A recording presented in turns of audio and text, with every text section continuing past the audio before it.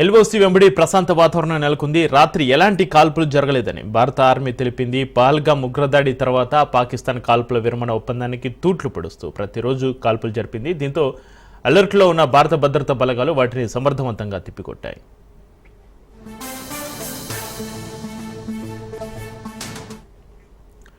ఇక మరోవైపు భారత్ పాక్ మధ్య కాల్పుల విరమణ ఒప్పందం కొనసాగుతుంది. దీంతో జమ్మూ కాశ్మీర్లో పరిస్థితులు కూటపడుతున్నాయి. సరిహద్దు ప్రాంతాలు ప్రశాంతంగా ఉన్నాయి.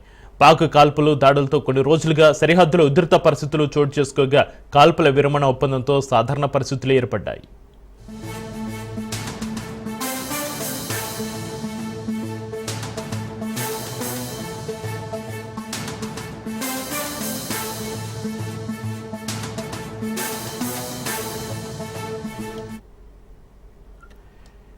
ఎల్ఓసి వెంబడి ప్రశాంత వాతావరణం నెలకొంది. రాత్రి ఎలాంటి కాల్పులు జరగలేదని భారత ఆర్మీ తెలిపింది. పహల్గామ్ ఉగ్రదాడి తర్వాత పాకిస్తాన్ కాల్పుల విరమణ ఒప్పందానికి తూట్లు పొడుస్తూ ప్రతిరోజు కాల్పులు జరిపింది. దీంతో అలర్ట్లో ఉన్న భారత భద్రతా బలగాలు వాటిని సమర్థవంతంగా తిప్పికొట్టాయి.